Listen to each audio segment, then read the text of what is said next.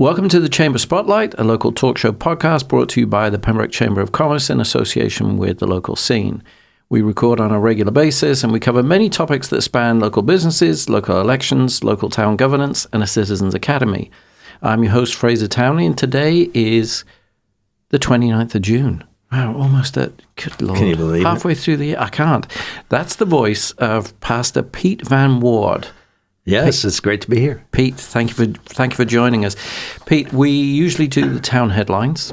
Okay. Andrea Cesarini, the town clerk, she's on maternity leave. So we don't have any town headlines, so it's all about you. Oh, man, I better be good. Yeah. So diving in, I thought we'd start with your bio. Yeah, okay. What's your background? So I was born in the Netherlands. Hoop, Holland, Hoop. Hoop. Yeah, it's the World Cup, right? The Dutch won their little division. Yes. Looking good for them. And I think they're going to be, if they win their next knockout, aren't they playing the USA? I don't know. I think it is. I was looking at the brackets this morning. If the USA get through this next round and Holland gets through, the Netherlands get through. Yes. Sorry, exactly. Holland. No, that's okay. You'll be playing USA. So I don't know how many friends you're going to have for a while. Well, you know Leon at the Chamber, he's a Dutch guy too. So is that right? Yeah, I should have known that with the surname Bilu. Yeah. Yeah. So anyway, I was born in the Netherlands. Max Verstappen fan? Gotta be. Yeah, you know. All right. I'll check out with Leon. Sorry, it's your bio. It's your show. No, you're good. So my dad was transferred with a Dutch company when I was 3. So we moved to New York City, kind of grew up in that area, and then had my little wild life, and then found the Lord and started going to seminary, and then got into ministry when I was about 24. Served in college ministry for a good period of time, and then my wife said, "Hey, I don't want to be a single mom. Would you please start coming home? Because college kids lives at night." And so we decided to do a pivot. Yeah. And I've served as a pastor in a variety of places. So I was in Missouri for the longest period, 22 years. Sure. And then had a bout with cancer, took a break, was in Austin for a while. And You're in remission, I hope. Yes. Okay, yes, good. 2 years now. So excellent. Yeah. Okay. And then was in Austin for a while, and now Austin to Boston. That's quite a move. Yes, it is. But I kind of grew up around here, so it's not that unusual. Right. And I always thought I could detect an accent, but as we're sitting here, there is no accent. That's because you were here when you were 3. Yeah. But there's some inflections in there that must come from your parents. Yeah, my dad had a heavy Dutch accent, never lost it. Right.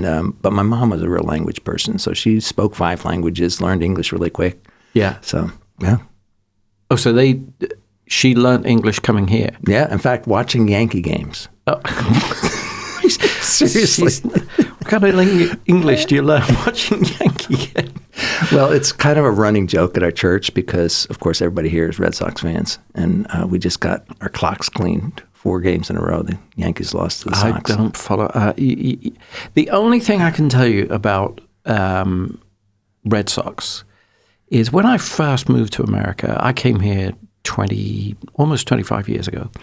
And when I first came here, the only thing I thought I was going to miss out on is sport. Because in Europe, the football, they're not soccer teams, they're football teams. Right. The football teams, it's some of the stadiums are hundreds of years old, or not hundreds, not plural, but 100 years old. The bleachers are stained with the blood of grandparents and great-grandparents and so on and so forth. And so there was this guttural passion. For sure. That I never sensed in America. It all seemed a little too corporate, a little too heavy marketing and what have you. But I went to Fenway Park. And when I got to Fenway Park, I was like, oh my God, this is home. Yeah. And so, but that's it. I went to one game. I sensed the camaraderie, the passion. But I don't. I said Max Verstappen for a reason. I watch F1. That's it. I'm watching a bit of soccer as well, but I'm going to keep an eye on the Netherlands versus USA. That's going to be a good fun. Okay, so that's your bio. Yeah.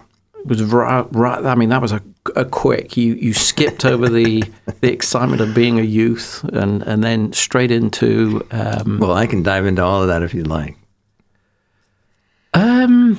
What's it got to do with business? Well, the interesting thing is, so when I was in college ministry, one of the things I noticed was that ministry is as much about organizational life and financial management as it is about teaching kids. Yeah. And I made a kind of a unusual pivot. I decided I'm going to go to business school. So I got my seminary degree, and then I turned around and got my MBA. Mm-hmm. And I find that I use that degree almost as much, if not more, in some weeks than my theology degree. Uh-huh. And so I've always felt really comfortable in chamber life because I relate well with business people, and I like the whole concept of leadership. And sometimes the fact is that people in the marketplace are a lot more savvy as it relates to doing things efficiently and effectively. And so I like hanging around folks like that because they just kind of challenge me and they help me to think through different grid as it relates to organizational life. So I had my rebellious season, and then I really got my act together and decided it was about both managing a spiritual life and being effective in leadership. So you were Saul. Yeah, in some ways, for sure. Struck by that's great. Yeah, yeah. So the 2 degrees, just out of curiosity, the was it a theological? Yeah, theological degree. Mm-hmm. Was that a master's, a graduate? Mm-hmm. Okay. And then the MBA is, how many years was that on top of? So I was able to do them at the same time. So I was able to do it at 3.5 years for both. Okay. And the disciplines, you're saying there's similarities, but which one did you enjoy doing the most? Oh, wow. Well, they really did stretch different parts of my brain. Right. So thinking through the reality of spiritual things and creativity and the esoteric topics of God and Scripture and so on. I mean, that was very exciting to me, especially since I had kind of walked away from that and wanted to rediscover the depth of it. But then you were quite young when you were wanting to rediscover, though. Is that right? Yeah, it was. So I was 22. So I got in trouble and got in trouble with the law, and then it's like, oh, this is no longer just fun. Mm-hmm. And so then I had to kind of think about what was I going to do with my life. Yeah, and I met some people that had given me a different view of what Christianity was about, and that was really attractive to me because it was no longer just my parents' thing, you know. Yeah, now it was something that I could relate to, and so that really kind of gave me a chance to think through that side of life. But then I realized if I wanted to have impact, and I wanted to be part of something significant, then I would have to also learn about leadership. I'd learn team building and organizational life. And so there ended up being quite a good marriage between those two. So quite an epiphany, if you don't mind me using that kind of vernacular for it. But that's something else. Yeah. No, it was, and I remember when I was the only graduate at the school that I went to that had those 2 degrees together. You know, there were some people who had like a technology thing or a communications thing, but seminary and business was not a typical marriage. Did anything in the MBA program make you question your faith in the? That's a real personal question. You don't have to answer it. But that's okay. Because, for instance, my father is an engineer. He's an engineer by trade. He worked for General Motors for a long time. He's got various patents under his name for designing certain things. So he's a real solid engineer. But he's so faithful to Catholicism. And you can't slap him around. I mean, I've challenged him on all sorts of things. And he has his faith in one bucket, for want of a better word. And he has his skills and his beliefs and his mechanical beliefs don't seem to have an impact on his spiritual beliefs. And yet there are plenty of times when you can say, well, surely that means that isn't right, and vice versa. And it doesn't faze him at all. Interesting you mentioned that. My dad was an engineer as well. He worked for Philips Medical. Okay. So Philips was a Dutch company, and they moved their medical headquarters to Manhattan. He did? Yeah. Okay. Well, no, they did, and then he went with them. Right. And so he too was, well, for a period in time of his life, he was very, very religious.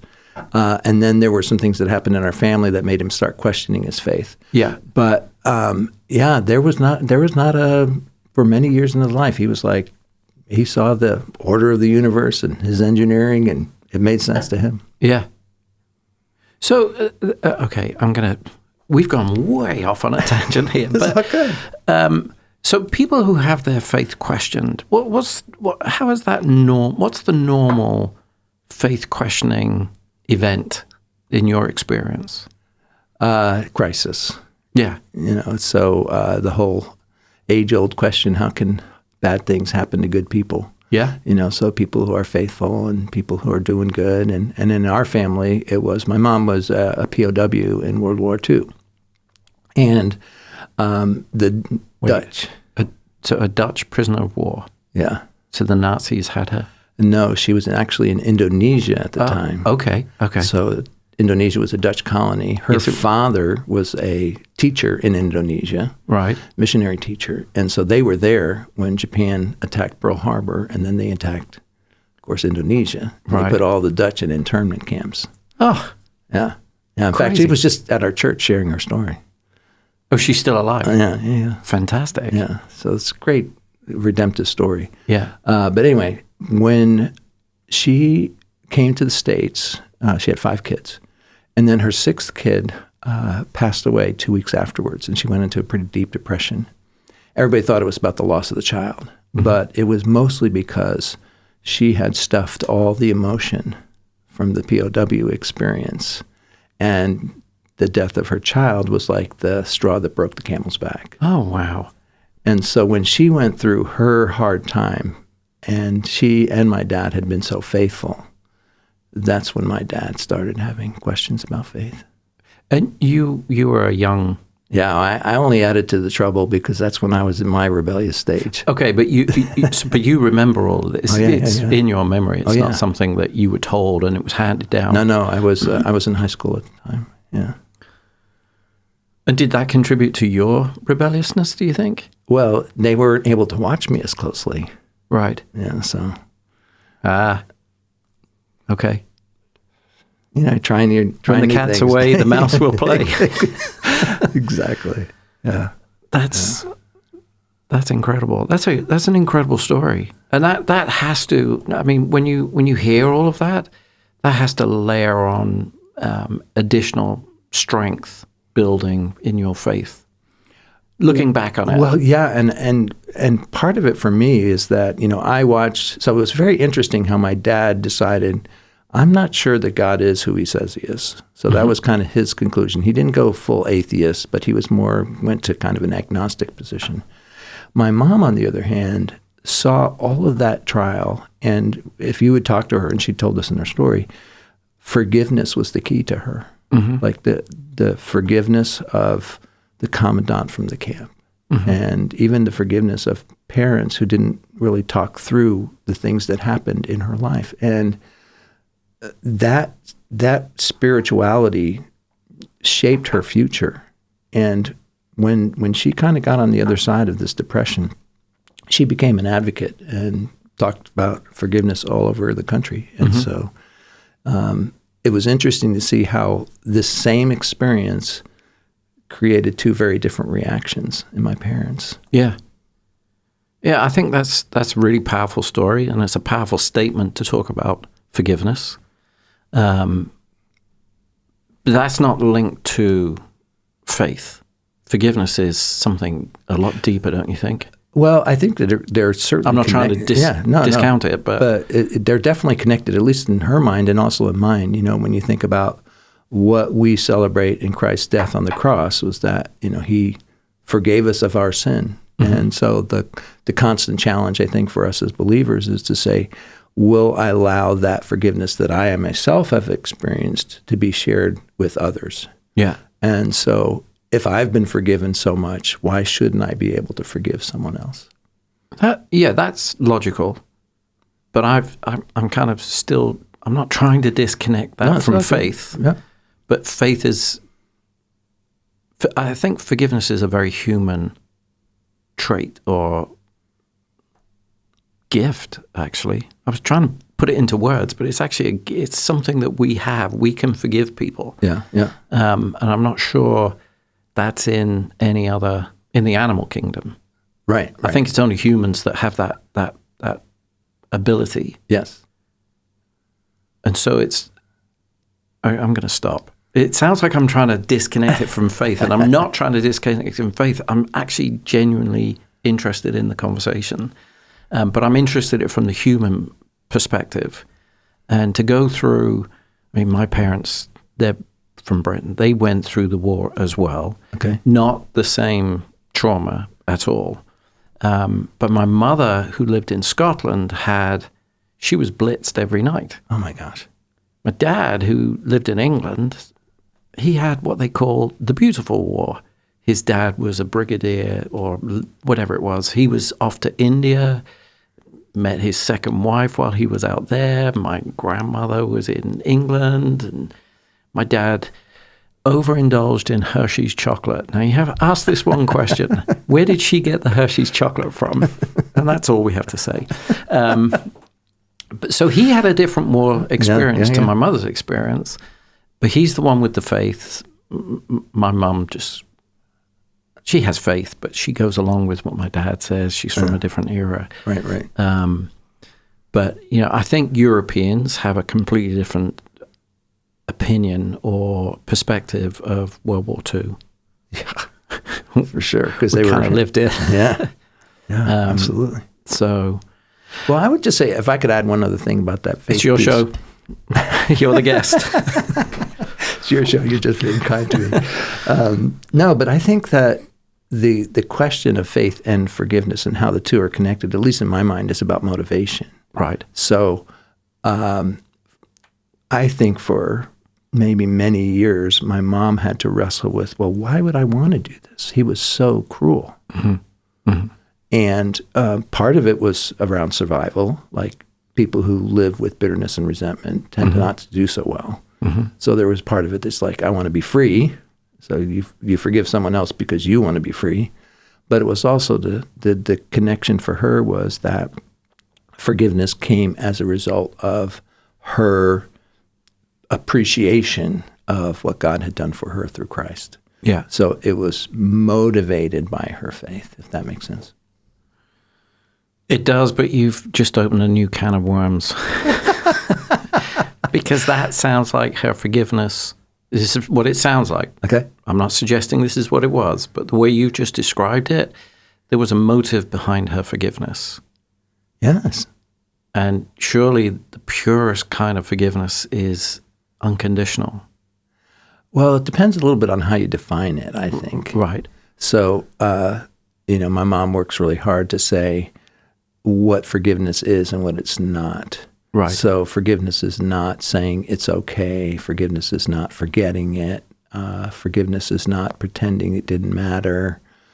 Forgiveness is an act of the will. Yep. Where you say, I choose to do this because emotionally you probably don't want to. Mm-hmm. And so then the part of her story is that she has to keep coming back because the memories associated with the horror of the POW camp are such that, it comes in waves, even still all these years later. Sure. And so then it has to be like, well, why would I want to do this? Got it. And again, it's about personal freedom, but it's also because Jesus still continues to forgive me. Yeah. I think that's a very logical response and answer to the question. I apologize if they're tricky questions. It's not tricky, but... I love it. But it's very personal. It's okay. And even now, I feel like I'm challenging somebody's faith, and I'm genuinely not trying to challenge anything. I love the conversation. I don't feel I don't feel disrespected or at all. Good. Let's move it around a little bit, though. Okay. I wanted to talk about the church that you're currently the pastor of, right. and it's the North River Church, yeah. Okay. Let's have a bit of background about North River Church. Yeah, so I am following the founding pastor, Paul Atwater. It is a pretty what people would call non-traditional, non-denominational church. So essentially we are basic Christian fellowship that is pretty open to a lot of different people from a lot of different backgrounds. Right. And so it started in a little hotel room, then made a... Wow. Okay. Yeah, went to a warehouse, and then now we have the property down on Old Oak Street. Yeah. It's a beautiful property. Yes, 44 acres, yeah. Yeah. Very nice. And it's quite something. Okay, so how long has that building been there? I think it's about 15 years old. Oh, I thought it'd been there a lot longer. No, I don't think so. And I may be wrong, but I think that's right. 15 to 20. I think when we moved, so I moved here in 2002, and I lived in Marshfield when I first came here. That's my wife's family lived there. I thought it was always there, but I could be wrong. Anyway, I'm not here to challenge that. Well, you may be finding I'm wrong. So when you said it was founded, or the church was founded by, did you say Paul Atwater? Yeah. Is he still alive? Yes, he is. Okay. So he founded his own church, or he founded a denomination of a church? How does that work? Yeah, so he was, from what I understand, he was part of a Baptist church here in the area. Okay. And they wanted to plant a new church, so they wanted to have a new expression. I like that expression, plant a new church. Okay. Yeah. And so he went and got some training on how to do a new church, how to start a church. And there was a group of people that came with him from that original church, and they decided they wanted to do something in Pembroke. Okay, very good. So how big's the congregation? We have about 400 on Sunday morning. That's very good. I've been going to the first church, and they get 100 people. They're good. So 400's a lot. And are they all from Pembroke, or are they from the surrounding area? Right, Mm-hmm. right. Okay. Yeah. So you'll have a parish. Do you still have parishes? Yeah. Well, is that's not what the term we would use, but what would you use? A regional church. Okay. So the parishes were always a different boundary to the town or the... Yeah. Right, okay. Very good. Yeah. Well, that killed that conversation. How are your competitors? How about that? Let's put it into a business term. Your competitors, what other churches are around? Well, I don't see the other churches as our competitors, actually. Good. Oh, good answer. Okay. So my competitor is the Pillow on Sunday morning. Yeah. All the other, and I'm on the South Shore. Yeah. Weekends are rare. Yeah. Nice weather. Let's go to the beach. Yeah. So, yeah, that's my competition. Mm. Perhaps you should have an outdoor service. Oh, I'm open to a lot of ideas. Yeah. We did actually in our summer settings. We go to one service in the summer, give people a chance either to go to the beach before or after. So we usually have 2 services on Sunday. Okay. And now we go to 10 in the middle of summer. So we have that as our kind of time together. Oh, you go to, you know what, I heard 10 services, not 10 a.m. 10 a.m. Well, I'm telling you, growing up, we had the dawn service, we had the 8 o'clock, we had the 10 o'clock. I was going to say it was every hour, but it wasn't. It must have been every 2 hours. But they would go all the way through. And then they started adding the Saturday evening service to accommodate. It was insane. But when I was in Columbia, Missouri, we had 4. We had 3 on Sunday and Saturday night. Yeah. That rule came in my lifetime, I believe. Saturday night? Yeah. That was okay? Yeah. Yeah, I'm revealing a bit about myself. I mean, the strictness in my household was crazy. You could only eat fish on a Friday. Oh, you were the tradition. Oh, yeah. Lent was, you had to give something up, and it had to be My dad always gave, he was ridiculous. He gave up beer and peanuts for Lent. But we'd have to give up candy or whatever. The thing about Lent. Yeah. I know we're totally at a different. No, that's fine. Go ahead. What's the time? Yeah, we got time. So Lent originally was you give something up in order to do something else. Mm-hmm. So the idea of even, let's say you gave up chocolate, then the money that you used to spend on chocolate, you used to do for something else. Absolutely. Which I think is a really good thing. Mm-hmm. If you think it only through the giving up side of it, and it's like, oh, why do I want to do that? That seems awfully religious, But if I'm doing something for the sake of someone else or something else, then it has a whole new vibe. The first time I got upset with the church, I went to a convent growing up, and we had this, you're aware of Lourdes, it's a site in southern France where Saint Bernadette saw Virgin Mary. Right. And at a spring. And that spring, people would go and they'd get cured of all sorts of whatever. Anyhow, we would collect tokens. So there were a shilling. So a shilling is 5 cents, so 5p. We would collect tokens. And when you had a whole sheet of tokens, you handed it to Mother Teresa or whatever, and she would have a candle lit for a pilgrim in Lourdes. And there was this competition to see who could get the most candles.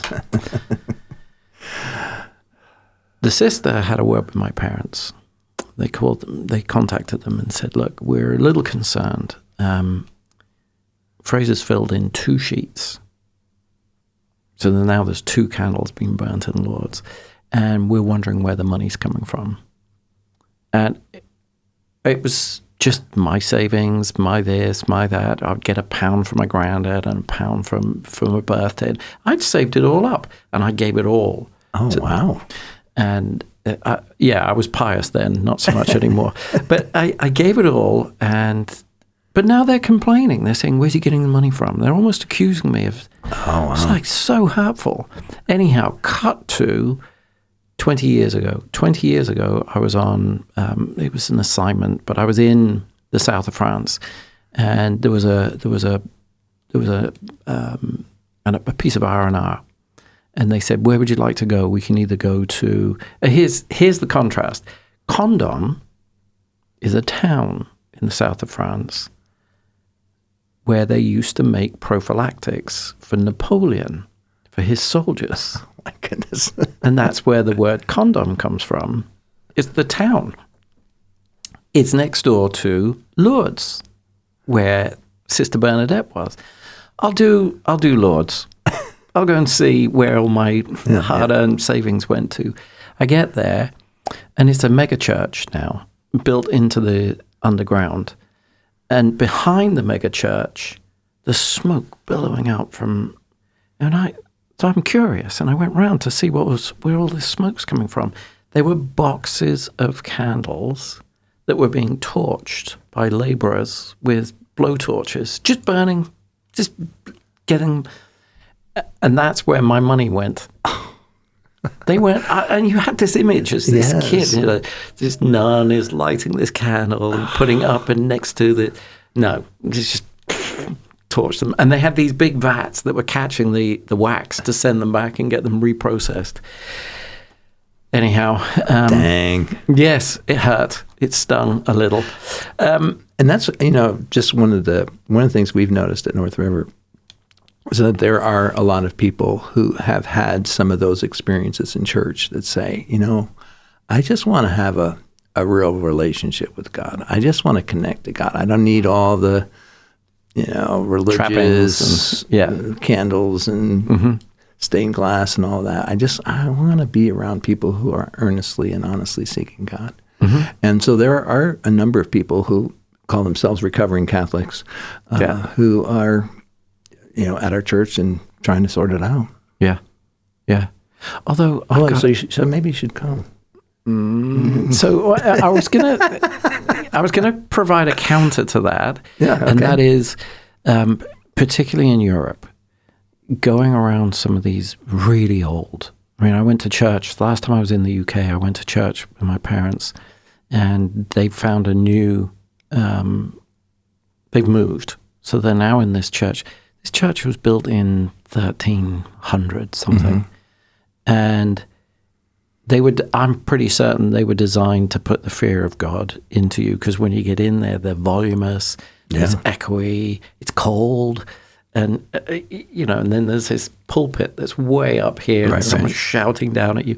But there is something awe-inspiring when you get in there. You go, oh, okay, it's not God, but it's inspiring. I don't know. Well, it's interesting, and maybe happening in the UK, I know it's certainly happening in the Netherlands, is that many of those cathedrals are no longer churches. Yes. They're restaurants, museums, hotels. Yeah, private homes. Yeah. No, I have, I'm aware of that. But then there's other places like the Gaudi thing in Barcelona that's still being produced, still being built. Still being built, 200 some odd years. Yeah. Yeah. Good. So Leon actually introduced me to, we've been at a couple of chamber events, but he wanted you to come on to talk about an event that you're hosting. Yes. So tell us all about that event. So it actually goes back to the first part of our conversation. I've always been a real student of leadership, and so I've been going to this event called the GLS, Global Leadership Summit, and it's hosted by a church in Chicago. And this is their 31st year of doing it. And basically what they do is they bring together the best faculty possible to talk about leadership from all parts of life. So professors and pastors and business leaders. And it's 2 days, so August 6th and 7th. And it started out as an event in Chicago, which I went to regularly. And it became so popular that they started creating these satellite sites. And North River has actually been doing this for quite some time, and I was just so delighted to hear that was the case. And so we are just going to continue that tradition. And the two things that I always tell people, because anytime a church sponsors something, they're sometimes thought of as like, oh, is it a religious thing or is it a leadership? Like, are you using leadership and it's really like a bait and switch when we get there, But it's not. It's like. The vision behind it is that when you have good, solid leaders leading whatever, then everybody wins. Yeah. And so it's kind of the gift of the church to the community, the larger community. And then the second myth that I try and deal with is most people will say, well, I'm not really leading anything. Like, I'm not the boss. I'm not the head of the organization. Why do I need a leadership conference? And the whole design of it is that if you have any influence at all, like with your kids, in the neighborhood, in the community, you probably want to sharpen your leadership capacity. You want to build those skills, and I think leadership can be built. And so it's our delight to make an investment in the community, and we invite churches, we invite the chamber, and that's one of the reasons I talked to Leon about it. I thought, hey, let's see if we can't make this connection. Sure. And so we're hosting the event. If people are interested, like we have great speakers. I brought a little flyer here, and it's like people like Jim Collins, who's written Good to Great. I don't know if you're familiar with that book. He's a great business leader. We have Arthur Brooks, who's a Harvard guy. So we have a local person who's going to be with us. Candace Cameron, who's an actress. And so you have entertainment, you have business, the whole thing. Let me take a look at this. So the listeners can't see what I can see, but... yeah. So I'm not even going to describe it to anybody. Where can the listeners see this? Is this on a website somewhere? So this will be in our church. So it'll be broadcast. No, but this poster that I'm looking at here. So northriverchurch.org/GLS. Right. Okay. And I'm looking at 13 quite prominent individuals giving speeches over the course of a 2-day period. Yep. And is there any I mean, is it going to be refreshments and? So we'll have refreshments there for the morning and the afternoon, but then everybody can go get their lunch on their own. Right. Okay. Good. Yeah, we usually have between 100 and 150 people who join us for this event. So love to open it up to the community. And how many years have you been running this? I think they've been doing it for at least 10 that I know of. But, okay. Personally, I've been to all but 3 of the 31. Okay. So oh, wow. They're really good. Yeah. So it's like the only thing I missed it for was Sturgis. You're a biker? Is that what that? I see. Yeah. Do people know about the sleeve? Oh, yeah, they do. Okay. Yeah. Okay. So I'm looking at Pete's sleeve, and when he said Sturgis, I went, okay, biker. It's all connecting. Very good. Yeah. What do you ride? I don't ride anymore. I've had a couple of accidents, and so my wife said, pick up a new hobby, please. 4 wheels. What did you ride? I had a Harley Dyna. Okay. Mm-hmm. I had several over the years. Good. That was fun. Yeah. And it's still on my bucket list. I want to do California. You do? Yeah. That whole coast. Route 5. What is the Pacific Coast Highway? Yeah. PCH? Yes, yeah. PCH. It's beautiful. On a Harley? Yeah. Yeah, it sounds pretty good. Can you wear a helmet in California? Do you have to wear a helmet? I don't think you have to wear one, no. Okay, so would you do it without a helmet? It depends on how old I am. Okay, so there you go. Pete, this has been a fantastic conversation. We have went well over the 30 minutes. It's been some fun. But I don't want to let you go until you've had an opportunity to say, were there any final words that you wanted to share with our congregation? Well, I will just say, one of the things that I heard about New England was that they're cold, they're hard, they don't really are open to new people or new things. And that has not been my experience at all. I would go along with that, being an outsider myself. Yeah, so even at the chamber, I've just felt people have been interested, and sometimes you wonder, like, because they're going to see me as a pastor, and what is that going to mean, and how are they going to relate? But everybody's been more than kind and very welcoming. Mm-hmm. So I just want to say thank you for that. I mean, it's been great. They're not fake. No, that's true. Like you find in some, I mean, I'd rather someone say to me, no, you're an ass, than, well, I'm serious. No, I hear you. Than to say, oh, yeah, have a nice day.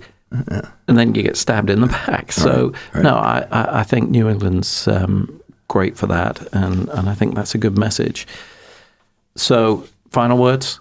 Was that it? Thank you. Yeah. All right. Thanks for being you guys. Pete, it's Pete. Yeah. Mm-hmm. Okay. So I want to thank you for being our guest, but I also want to thank the listeners for tuning in. This podcast will be available on Apple, Spotify, and YouTube with additional links on our Facebook page. Don't forget to like us on Facebook at the Pembroke Chamber of Commerce. And if you're interested in becoming a member of the Chamber, please go to the Pembroke Chamber of Commerce website, pembrokechamber.org. Pete, this has been fantastic, and good luck with your event. Yeah, thank you. And I look forward to welcoming you back. I appreciate it. Thank you. And, maybe you'll be able to return the favor, come on mine. Who knows? Oh, yeah, I'll come on your podcast for sure. Yeah. I thought you were talking about being in the congregation. Well, you can do that too. But I know. We'll start with the podcast. Yes, okay. Very good. Thank you so much for your time. It was great. Thank you. Thank you.